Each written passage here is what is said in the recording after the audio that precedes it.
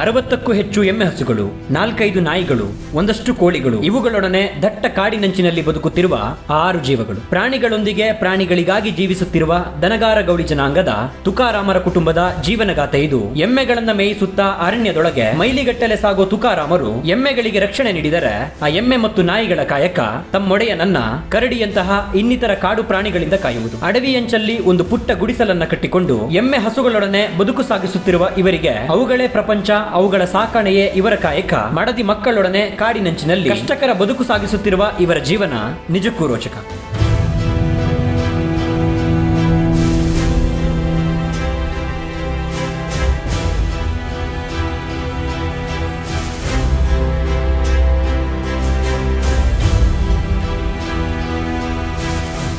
ಹೀಗೊಂದು ಕುಟುಂಬ ಕಾಡಿನಂಚಿನಲ್ಲಿರುವ ಸುದ್ದಿಯನ್ನ ಕೇಳಿ ಅವರ ಗುಡಿಸಲನ್ನ ಹುಡುಕಿ ಕಾಡೊಳಗೆ ಹೊಕ್ಕೋ ಹೊತ್ತಿಗೆ ತುಕಾರಾಮರು ಅವತ್ತಿನ ಕಾಯಕವನ್ನ ಮುಗಿಸಿ ಎಮ್ಮೆ ಹಸು ನಾಯಿಗಳೊಂದಿಗೆ ಕಾಡಿನಿಂದ ಮರಳಿದ್ದರು. ಅವರನ್ನ ಭೇಟಿ ಮಾಡಿ ಅವರ ಜೀವನಗಾಥೆಯನ್ನ, ಕಾಡೊಳಗಿನ ಪ್ರಯಾಣದ ಕಥೆಯನ್ನ ಕೇಳುತ್ತಾ ಹೋದಂತೆ ಅವರ ಲೋಕಕ್ಕೆ ನನ್ನನ್ನ ಕೊಂಡೊಯ್ದಿದ್ದರು. ಎಷ್ಟು ದನಗಳಿದೆ ನಿಮ್ಮ ಹತ್ರ? 60 ರೀ. ನಿಮ್ಮ ವೃತ್ತಿನೇ ಇದನಾ? ನಿಮ್ಮ ಕೆಲಸನೇ ಇದು? ಹೌದು. ಹೆಂಗಿರುತ್ತೆ ನಿಮ್ಮ ದಿನಚರಿ? ಅಂದರೆ ಎಷ್ಟು ಗಂಟೆಗೆ ಹೋಗ್ತೀರಾ? ಬೆಳಿಗ್ಗೆ 8 ಗಂಟೆಗೆ. ಕಾಡಲ್ಲಿ ಎಷ್ಟು ದೂರ ಹೋಗ್ತೀರಾ? ಭಾಳ ದೂರ ಹೋಗ್ತೀವಿ ಸರ್. ಇಲ್ಲಿಂದ 8 ಕಿಲೋಮೀಟ್ರ್ 7 ಕಿಲೋಮೀಟ್ರ್ ಹಿಂಗೆ ಹೋಗ್ತೀವಿ. ಓಡ್ಕೊಂಡು ಹೋಗ್ತಾ ಇರ್ತೀರಾ? ಅಂದರೆ ಎಲ್ಲೆಲ್ಲಿ ಹುಲ್ ಸಿಗುತ್ತೆ ಅಲ್ಲಲ್ಲಿ ಓಡಿಸ್ಕೊಂಡು ಹೋಗ್ತಾ ಇರ್ತೀರಾ? ನೀವು ಎಲ್ಲಿ ಅದಾವ ಅಲ್ಲಿ ಅದಾವ ಹೋಗ್ತೀವಿ. ಒಬ್ಬರೇನಾ ನೀವು? ಹೋಗ್ತೀವಿ.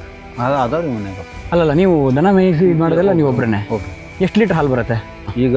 ಸದ್ಯ 10 ಲೀಟ್ರ್ ಹಾಲು ಹಾಕೈತಿ ಸರ್. 10 ಲೀಟ್ರು? ಇಷ್ಟು ದನಗಳಿಂದ? ಇದು ಎಲ್ಲ ಗಬ್ಬ ಐತಿ. ಒಳ್ಳೆ ಜಾಸ್ತಿ ಅಂದರೆ ಎಷ್ಟು ಹಾಲು ಹಾಕ್ಬೋದು?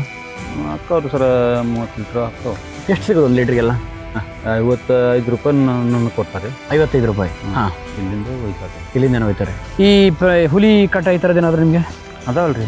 ಅಲ್ಲಂದ್ರೆ ಈಗ ನೀವು ದನ ಕರ್ಕೊಂಡು ಹೋಗಿರ್ತೀರಲ್ಲ, ಅವಾಗೇನಾದರೂ ಹುಲಿ ಗಿಲಿ ಅಟ್ಯಾಕ್ ಮಾಡೋದು ದನಕ್ಕೆ ಈ ಥರದ್ದು ಏನೋ ಸಮಸ್ಯೆ? ನಾವು ಇರ್ತೀವಲ್ರಿ, ನಾ ಇದ್ದಿಲ್ಲ ಅಂದ್ರೆ ಹುಲಿ ಹಿಡಿದು ಬಿಡ್ರಿ. ನಾವು ಏನು ಆವಾಸ ಸೌಂಡ್ ಮಾಡ್ತೀವಿ, ಅದಕ್ಕೆ ಹಿಡೋಂಗ್. ನಿಮ್ಗೆ ಆ ಥರ ಯಾವ್ದಾರ ಸನ್ನಿವೇಶ ಆಗಿದೆಯಾ ಇಲ್ಲಿವರೆಗೂ? ಅಂದರೆ ಹುಲಿ ನಿಮ್ಗೆ ಎದುರಾಗಿರೋದು ಈ ಥರದ್ದೆಲ್ಲ? ಆಗೈತ್ರಿ, ಭಾಳ ಜನಂದು ಆಗೈತ್ರಿ. ಹಿಂಗೆ ಹೊಡ್ಕೊಂಡು ಹಾಕಿದಂದ್ರೆ ಹಾಗೆ ಹಾಕೈತಿ ಸರ್ ಅದು. ನೀವು ನೋಡಿರೋ ಹುಲಿನ ಹತ್ರದಿಂದ? ಹೌದು, ತುಂಬ ಸರಿ ನೋಡಿದ್ದೀರಾ? ಹೌದು. ಅಂದರೆ ಈಗ ಹುಲಿ ಏನಾರು ದನದ ಮೇಲೆ ಎರ್ಗಕ್ಕೆ ಬಂದರೆ ನೀವು ಅದು ಸದ್ದು ಮಾಡಿದ್ರೆ ಹೋಗತ್ತಾ? ನಾನು ಸೌಂಡ್ ಮಾಡಿದಂದ್ರೆ ಹೋಗ್ತಾವೆ. ದನ ಸೌಂಡ್ ಮಾಡ್ತಾವಲ್ರಿ, ಅವತ್ತು ನಾವು ಸೌಂಡ್ ಮಾಡಬೇಕು. ಹೋಗಿ ಓಡ್ಬಿಡ್ತಾವ್ರಿ. ಕರಡಿ ನೋಡಿರಿ? ಕರಡಿ? ಹಾಂ ಹೌದು. ಹುಲಿ ನೋಡಿರಿ? ಮತ್ತೇನು ಪ್ರಾಣಿ? ಇದು ಆನೆ ಅದಾವ್ರಿ. ನಿಮ್ಗೆ ಸಿಗ್ತಾ ಇರತ್ತೆ ಅವಾಗ ಈ ಜಿಂಕೆ ಈ ಥರದ್ದೆಲ್ಲ ಸಿಗ್ತಾ ಇರತ್ತೆ? ಏನು ಭಯ ಆಗಲ್ಲ ಹುಲಿ ಎಲ್ಲ ಬಂದರೆ? ಏನು ಭಯ, ನಾವು ಹೋಗೋದು ಅದ ಕೆಲಸ ನಂದು ಅದ. ಏನು ಮಾಡೋಕೆ ಬರ್ತೀವಿ ಸರ್? ನಿಮ್ಮ ಮೇಲೆ ಅವತ್ತು ಎರ್ಗಕ್ಕೆ ಈ ಥರದ್ದೆಲ್ಲ ಬರಲ್ಲ? ಹೋಗ್ಬಿಡತ್ತೆ. ನೀವು ಭಯ ಇದು ಮಾಡಿಬಿಟ್ರಲ್ಲ? ಭಯ ಮಾಡಿದ್ರು ಹೋಗ್ಬಿಡ್ತಾರೆ. ಬರೀ ಬಾಯಲ್ಲೇ ಓಡಿಸ್ತೀರ, ಬೇರೆನೂ ಇಲ್ಲ? ಮತ್ತು ಕರಡಿ ಹೋಗಂಗಿಲ್ಲ. ಕರಡಿ ಸಣ್ಣ ಗಿಡ ಮ್ಯಾಗ ಓಡಿ ಹೋಗಿರಿ ನಾವು. ಹತ್ಬೇಕು ಹತ್ತಿದಂದ್ರೆ ಇದು ನ್ಯಾಯ ಇರ್ತಾವಲ್ರಿ, ಅವರು ಮತ್ತು ದನ ಬರ್ತಾವ. ನನಗೆ ಇದು ಜಪಾನ್ ಮಾಡೋದು.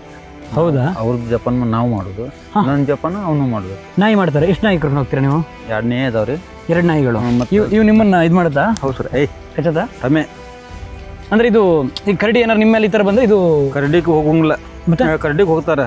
ಕರಡಿ? ಹಾಂ, ಹೆದರ್ಸುತ್ತೆ. ಕರಡಿಗೆ ಹೋಗ್ತಾರೆ. ಓಹೋ, ಅಂದರೆ ನಿಮ್ಮ ರಕ್ಷಣೆಗೆ ಇದನ್ನ ಸಾಕೊಂಡಿದ್ದೀರಾ? ನೀವು ದನ ರಕ್ಷಣೆ ಮಾಡ್ತೀರಾ? ಎಷ್ಟು ಟೈಮ್ ಆಯ್ತು ನೀವು ಇಲ್ಲಿಗೆ ಬಂದು? ಇಲ್ಲಿ ಬಂದು 4 ವರ್ಷ ಆಗಿತ್ತು. 4 ವರ್ಷದಿಂದ ಇಲ್ಲೇ ಟೆಂಟ್ ಹಾಕೊಂಡಿದ್ದೀರಾ? ಇಲ್ಲಿ ಪ್ರಾಣಿಗಳ ಭಯ ಏನಿಲ್ಲ ನಿಮ್ಗೆ ಉಳ್ಕೊಳಕ್ಕೆ? ಏನೂ ಇಲ್ಲ. ನಿಮ್ದು ಒಂದೇ ಕುಟುಂಬ ಇರೋದು? ಹಿಂಗಿರ್ತೀರಾ? ಶೀರ್ ಮಾಡೋದು ಬರ್ತಿದೆ ಸರ್ ಅದು. ಹೌದಾ? ಅಂದರೆ ಇವು ಯಾವ ಕಾಡಿನ ಭಯ ನಿಮಗಿಲ್ಲ? ಹೊಂದ್ಕೊಂಡು ಬರ್ತಿದ್ರಿ? ಎಷ್ಟು ಜನ ಇದ್ದಾರೆ ಮನೇಲಿ? ಮನೆಗೆ 7 ಜನ ಅದಾವ್ರಿ. ಈ ಮನೇಲಿ 7 ಜನ ಇದ್ದೀರಾ? ಯಾರ್ಯಾರು? ನನ್ನ ಹೆಂಡತಿ, ನಾವು ಮತ್ತು ಹುಡುಗರು ಅದಾವ್ರಿ. ನಿಮ್ಮ ಮಕ್ಳು ಎಷ್ಟು ಜನ? ಮಕ್ಕಳು 5 ಜನ. 5 ಜನ ಮಕ್ಕಳು? 5 ಜನ ಮಕ್ಕಳು, ನೀವು 2 7 ಜನ. ನೀವು ಕಾಡಿಗೆ ಹೋದಾಗ ಅವ್ರು ಮಾತ್ರ ಇರ್ತಾರೆ ಇಲ್ಲಿ? ಇಲ್ಲಿ ಇರ್ತಾರೆ. ಹೋಣ ನಿಮ್ಮ ಮನೆ ಕಡೆಗೆ. ಚಾಟ್ ಇಲ್ಲ ರೀ, ಇರಲಿ ಬರ್ರಿ ಹೋಗುವ. ಬೊಂಬೆ ಓ, ಇಲ್ಲೇ ದನಗಳನ್ನ ಇಲ್ಲೇ ಕಟ್ಕೊಂಡಿದ್ದೀರಾ? ಇಲ್ಲೇ ಒಳಗೆ ಬರ್ತಾರೆ. ಅದು ಹಾಲು ತಗೊಳ್ಳೋಣ. ಅದೇ ಬಂದ್ಬಿಡತ್ತಾ? ಡೈರೆಕ್ಟ್ ಬರ್ತಾರೆ. ಇದೆಲ್ಲ ಹಾಲು ಕರಿಯೋದಾ? ಇದಿಷ್ಟಕ್ಕೆ ಹಾಲು ಕೊಡ್ತಿದ್ದೆಲ್ಲ? ಓಹೋ, ನೋಡ್ರಿ ಇಲ್ಲಿ ಕರ ಅದಾವ. ಇಲ್ಲಿ ಅವುಗಳ ಕರುಗಳ? ಅಯ್ಯೋ, ಬೆಳಿಗ್ಗೆ ಹಾಲು ಕರಿಯೋಕೆ ಎಷ್ಟೊತ್ತಿಗೆ ಸ್ಟಾರ್ಟ್ ಮಾಡ್ತೀರಾ? 7 ಗಂಟೆಗೆ ರೀ. ಅಯ್ಯೋ, ಕಾಫಿ ಮಾಡಿದ್ರಾ?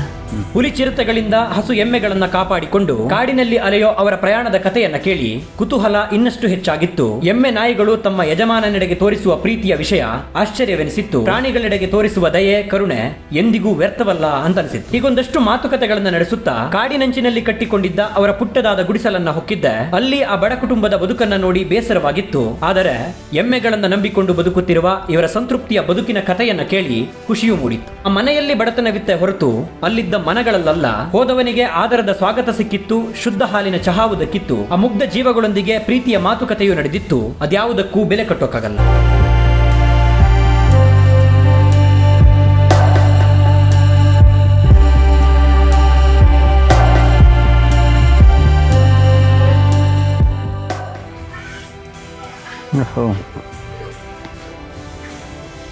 ಇದು ಕರುಗಳ ಎಲ್ಲ ಕರುಗಳನ್ನು ಇದ್ರ ಜೊತೆ ನಾಯಿ ಮಲಗಿರತ್ತಾ? ಏನು ತೊಂದರೆ ಮಾಡಲ್ಲ ಕರುಗಳಿಗೆ? ಆಗ ಹುಟ್ಟಿದ ಕರುಗಳಿಗೆ ಯಾವಕ್ಕೂ ತೊಂದರೆ ಮಾಡಲ್ಲ. ಎಮ್ಮಿ ಹೆಗಲ್ ಮ್ಯಾಗ ಕುಂಡಿರ್ತಾರ್ರಿ ಆ ನಾಯಿಗಳ? ಹೌದಾ? ನಂಬರ್ ಕೊಡ್ರಿ ಕಡೆ ಅದು ತೋರಿಸ್ತೀವಿ ಬೇಕಾದ್ರೆ.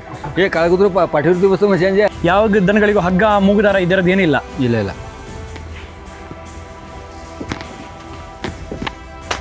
ಕತ್ತಲಲ್ಲಿ ಒಂದಷ್ಟು ಹೊತ್ತು ತಿಂದ ಮೇವನ್ನ ಮೆಲುಕು ಹಾಕುತ್ತಿದ್ದ ತುಕಾರಾಮರ ಜೀವನಾಧಾರವೇ ಆಗಿದ್ದ ಎಮ್ಮೆಗಳನ್ನ, ಅವರ ಬೆಂಗಾವಲು ಪಡೆಯಾಗಿದ್ದ ಕಾಡೆಲ್ಲ ತಮ್ಮ ಯಜಮಾನನ ಜೊತೆಗೆ ಸುತ್ತಾಡಿ ಸುಸ್ತಾಗಿ ಬಂದು ಮಲಗಿದ್ದ ಅನಿಷ್ಠಾವಂತ ಶ್ವಾನಗಳನ್ನ, ಒಂದಷ್ಟು ಕೋಳಿಗಳನ್ನ, ಈ ಪ್ರಾಣಿಗಳ ಲೋಕದಲ್ಲೇ ಮುಳುಗಿ ಹೋಗಿದ್ದ ಅವುಗಳ ಚಾಕರಿಯಲ್ಲಿ ತೊಡಗಿ ಅವುಗಳಲ್ಲೊಬ್ಬರಾಗಿ ಬದುಕುತ್ತಿದ್ದ ತುಕಾರಾಮರ ಮಡದಿ ಮಕ್ಕಳನ್ನ, ಮುದ್ದು ಮುಖದ ಎಮ್ಮೆ ಕರುಗಳನ್ನ ಕಾಣುತ್ತಾ ಒಂದಷ್ಟು ಹೊತ್ತು ಈ ಬಿಡಾರದಲ್ಲೇ ಕಳೆದವನು ಮತ್ತೆ ಮುಂಜಾನೆ ಮರಳಿ ಇವರ ದಿನನಿತ್ಯದ ಚಟುವಟಿಕೆಗಳನ್ನ ಕಾಣೋ ಯೋಚನೆಯಲ್ಲೇ ಮರಳಿದ್ದ. ಕಾಡೊಳಗೆ ಕಂಡ ಇವರ ಬದುಕನ್ನ ಕೇಳಿದ ಅರಣ್ಯದ ಕಥೆಯನ್ನ ಮೆಲುಕು ಹಾಕುತ್ತಾ ನಿದ್ರೆ ಹೋದವನು ಸೂರ್ಯೋದಯದ ಹೊತ್ತಿಗಾಗಲೇ ಅವರ ಬಿಡಾರದ ಬಳಿಯಲ್ಲಿ ಹಾಜರಿದ್ದೆ. ಗೌಳಿ ಜನಾಂಗದವರಿದ್ದ ಮನೆಗೆ ನಿನ್ನೆ ರಾತ್ರಿ ಕೂಡ ಭೇಟಿ ಕೊಟ್ಟಿದ್ದೆ ನಾನು. ಅವ್ರ ಬದುಕು ಹೆಂಗಿಂದ ನೋಡ್ಕೊಂಡ್ ಬಂದಿದ್ದೆ. ಇವಾಗ ಮತ್ತೆ ಬೆಳಿಗ್ಗೆ ಅಂದರೆ 2 ಟೈಮ್ ಅವ್ರ ಕೆಲಸ ನಡೆಯುತ್ತೆ. ಹೆಂಗಂದ್ರೆ ಒಂದು ರಾತ್ರಿ ದನಗಳನ್ನ ಕಾಡಿಂದ ಹೊಡ್ಕೊಬಂದು ಇಲ್ಲಿ ಕಟ್ಟಿ ಹಾಲು ಕರೆದು ಈ ಥರದ ಕೆಲಸಗಳು ನಡೆಯುತ್ತೆ. ಅದಾದ್ಮೇಲೆ ಬೆಳಿಗ್ಗೆ ಮತ್ತೆ ಎಮ್ಮೆಗಳನ್ನ ಹಾಲೆಲ್ಲ ಕರೆದು ಮತ್ತೆ ಕಾಡಿಗೆ ಹೊಡ್ಕೊಂಡು ಹೋಗ್ತಾರೆ. ಆ ಚಟುವಟಿಕೆಗಳು ಹೇಗಿರುತ್ತೆ ನೋಡೋಣ ಅಂತ ಮತ್ತೆ ಹೋಗ್ತಿದ್ದೀನಿ. ಬನ್ನಿ ಹೋಗೋಣ. ಇದೆಲ್ಲ ಕೃಷಿ ಭೂಮಿಗಳು. ಈ ಕೃಷಿ ಭೂಮಿ ಪಕ್ಕಕ್ಕೆ ಬಂದರೆ ಈ ಕಡೆ ಫುಲ್ ಕಾಡಿದೆ. ಈ ಕಾಡೊಳಗೆ ಅವ್ರ ಮನೆ ಇದೆ. ಈ ಕಾಡೊಳಗೆ ಅವ್ರು ಬದುಕ್ತಾ ಇರೋದು.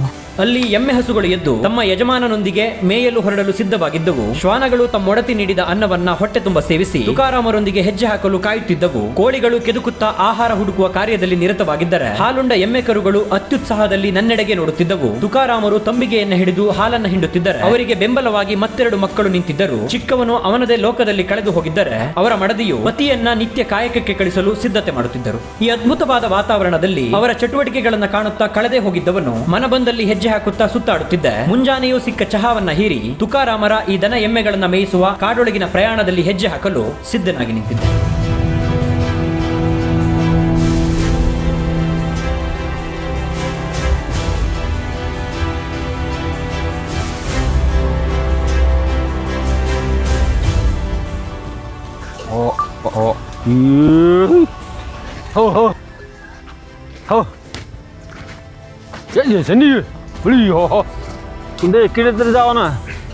ಎಷ್ಟು ನಾಯಿ ಬರುತ್ತೆ ನಿಮ್ಮ ಜೊತೆಗೆ?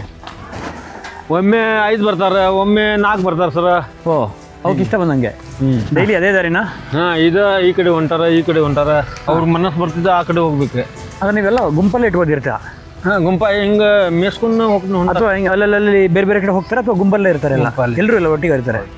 ಮಧ್ಯಾಹ್ನಕ್ಕೆಂದು ಬುತ್ತಿಯನ್ನ ಹಿಡಿದು ಎಮ್ಮೆಗಳನ್ನ ಗದರಿಸುತ್ತಾ ಎಳೆ ಬಿಸಿಲಿನಲ್ಲಿ ಕಾಡನ್ನ ಹೊಕ್ಕ ತುಕಾರಾಮರನ್ನ ನಾಯಿಗಳು ಹಿಂಬಾಲಿಸುತ್ತಿದ್ದವು. ಆ ಎಮ್ಮೆಗಳು ಮೇವನ್ನ ಅರಸುತ್ತಾ ಯಜಮಾನನ ಆಜ್ಞೆಯಂತೆಯೇ ಹೆಜ್ಜೆ ಹಾಕುತ್ತಿದ್ದವು. ಹೀಗೆ ಸಾಗುತ್ತಾ ಮತ್ತಷ್ಟು ಅವರ ಬದುಕಿನ ಅನುಭವಗಳನ್ನ ಕೆದಕುತ್ತಾ ಹೋದೆ. ಆ ಎಮ್ಮೆಗಳನ್ನ ಈ ಕಾಡನ್ನ ನಂಬಿಕೊಂಡಿರುವ ತುಕಾರಾಮರ ಮಾತುಗಳಲ್ಲಿ ಅರ್ಥವಾಗಿದ್ದು ಈ ಕಾಡಷ್ಟೇ ಅವರ ಬದುಕು, ಅದರ ಆಚೆಗಿನ ಲೋಕಕ್ಕೆ ಹೊಕ್ಕುವ ಮನಸ್ಸಿಲ್ಲ ಅನ್ನುವುದಾಗಿತ್ತು. ಪ್ರಾಣಿಗಳಿಗೆ ನಾವು ಕರುಣೆ ದಯೆಯನ್ನು ತೋರಿದರೆ ಭಗವಂತ ನಮ್ಮನ್ನ ಹರಿಸುತ್ತಾನೆ ಅನ್ನೋ ಅವರ ನಂಬಿಕೆಯ ಮಾತುಗಳು ಮುಗ್ಧವಾಗಿದ್ದರೂ ಅದ್ಭುತ ಯೋಚನೆ ಅಂತನಿಸಿತ್ತು. ಇದ್ರಾಗ ಏನು ಹೊಟ್ಟೆ ತುಂಬೋದು ಪಾಪ ಅಲ್ವಾ? ಮೇಲೆ ಒಳ್ಳೆ ಚೆನ್ನಾಗಿ ಹುಲ್ಲಿದೆ. ಮೇಲದು ಬಿದಿರು ಸೊಪ್ಪು ಇದೆಲ್ಲ ತಿಂತವ ದನಗಳು? ತಿಂತವಲ್ಲ? ತಿಂತ.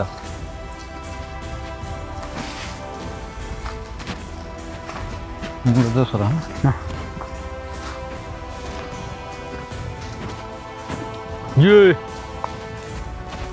ನಿಮಗೆ ಸನ್ನೆ ಭಾಷೆಗಳೆಲ್ಲ ಅರ್ಥ ಆಗ್ಬಿಡುತ್ತೆ.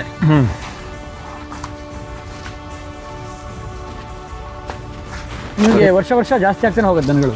ದನಗಳು ಅಕ್ಕವ್ರು. ಮತ್ತು ಯಾರು ರೈತರು, ಕೆಲವು ರೈತರು ಇದ್ರು ಅವ್ರಿಗೂ ಅವು ಚಲೋ ಮೇಯ್ತಾ ಅಂದ್ರೆ ಅವ್ರಿಗೆ ಒಂದು ಬೇಕಾದ ಕೊಡೋದು ಅದು. ಹಾಂ ಹಾಂ ಹಾಂ ಹಾಂ ಹಾಂ ಅದನ್ನ ಏನು ರೇಟನ್ನು ಹೆಚ್ಚಿಲ್ಲ ಏನಿಲ್ಲ. ಹಾಂ